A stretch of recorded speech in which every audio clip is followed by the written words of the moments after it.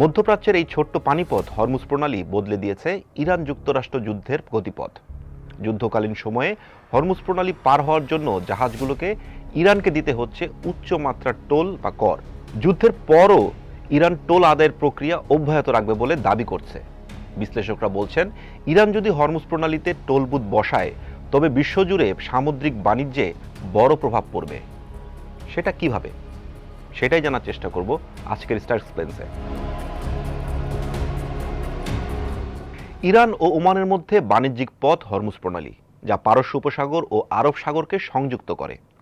British গণমাধ্যম the Telegraph বলছে, আগে তেলবাহী ট্যাঙ্কারগুলো হরমুজ প্রণালীর মাঝপথ দিয়ে চলাচল করত, কিন্তু 28 ফেব্রুয়ারি যুদ্ধ শুরু হওয়ার পর থেকে জাহাজগুলোকে এখন ইরান উপকূলের আরও কাছ দিয়ে কেশম ও লারাক দ্বীপের মাঝপথ দিয়ে যেতে হচ্ছে, যেটি তেহরান টোলবুথ নামে পরিচিতি পেয়েছে।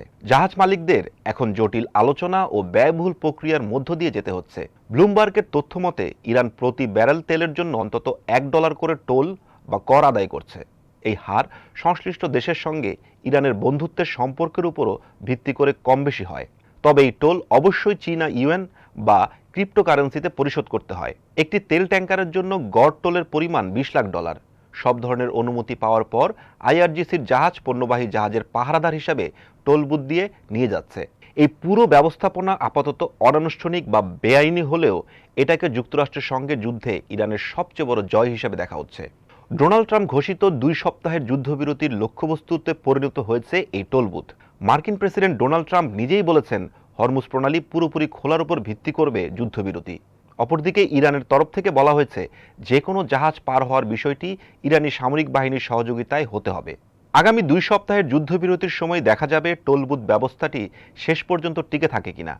যদি টোল বুথ ব্যবস্থা টিকে থাকে, তবে তা ইরানকে শত শত বিলিয়ন ডলার উপার্জনের সুযোগ করে দেবে এবং মধ্যপ্রাচ্যের সামুদ্রিক বাণিজ্যকে নতুন রূপ দেবে। লন্ডন ভিত্তিক গবেষণা প্রতিষ্ঠান রয়্যাল ইউনাইটেড সার্ভিস ইনস্টিটিউটের রিসার্চ ফেলো পেট্রাস কার্টিনাস দাবি করেছেন, ইরান শিখে গেছে কিভাবে বিশ্ব অর্থনীতিকে জিম্মি করে রাখা যায়। টেলিগ্রাফের দাবি, কিছু দেশ ইরানকে হরমুজ প্রণালীতে শুল্ক দিতে বাধ্য হতে পারে, যেমন আবুধাবি, কাতার ও বাহরাইন, কারণ দেশগুলোতে কোনো বিকল্প পাইপলাইন নেই এবং তাদের তরল প্রাকৃতিক গ্যাস শুধুমাত্র জাহাজের মাধ্যমে সরবরাহ করা যায়। রয়টার্সের কলামিস্ট হুগো ডিকসনের ধারণা, দেশগুলোর নতুন পাইপলাইন নির্মাণ করতে যত সময় লাগবে ততদিনের টোল দিয়ে তেহরান আগামী 5 বছরে $500 বিলিয়ন আয় করতে পারে। এই অর্থ ইরানকে আঞ্চলিক আধিপত্যের শীর্ষে পৌঁছে দিতে পারে। আইআরজিসি তাদের ধ্বংস হওয়া সক্ষমতা পুনর্গঠন করে ফেলতে পারবে। ওয়াশিংটন ভিত্তিক আটলান্টিক কাউন্সিলের গ্লোবাল এনার্জি সেন্টারের সিনিয়র ফেলো অ্যালেন আর ওয়ার্ল্ড বলেন, ইরান যদি এই টোল বুথ চালাতে থাকে তবে সৌদি আরব, সংযুক্ত আরব আমিরাত ও অন্যান্য উপসাগরীয় দেশগুলো সেটি মেনে নেবে না, বরং দেশগুলো নিজেরাই সেনাবাহিনীকে শক্তিশালী করে যুদ্ধ করতে পারে। জাতিসংঘের সমুদ্র আইন বিষয়ক কনভেনশন অনুযায়ী কোনো দেশ সমুদ্র পথ বা প্রণালীর মধ্য দিয়ে জাহাজ চলাচলে বাধা দিতে পারে না। টোল শুধু সুয়েজ বা পানামার মতো মানবসৃষ্ট খালগুলোতে আদায় করা যেতে পারে। তবে আন্তর্জাতিক মেরিটাইম অর্গানাইজেশনের কাছে ইরান একটি চিঠি পাঠিয়ে দাবি করেছে, টোল বুথ আত্মরক্ষার জন্য ন্যায়সঙ্গত। তেহরানের টোল বুথ বসানোর পুরো বিষয়টির সব থেকে আলোচিত বিষয় হলো, এটি কার্যকর হলে আন্তর্জাতিক সমুদ্র আইন ভেঙে পড়তে পারে। রাশিয়া বা চীন তাদের নিজেদের নিয়ন্ত্রণাধীন জলপথগুলোর ক্ষেত্রে আরও কঠোর নীতি গ্রহণ করতে পারে। চীনের কাছে রয়েছে সাউথ চায়না সি, যেটি নিয়ন্ত্রণ নিয়ে চায়নার সাথে ইতোমধ্যে দক্ষিণ পূর্ব এশিয়ার দেশগুলোতে সংঘাত রয়েছে। হরমুজে ইরানের এই টোল বুথ টিকে থাকলে সমুদ্রপথ আর সবার জন্য উন্মুক্ত থাকবে না, বরং নিয়ন্ত্রণ থাকবে শক্তিশালী রাষ্ট্রগুলোতে।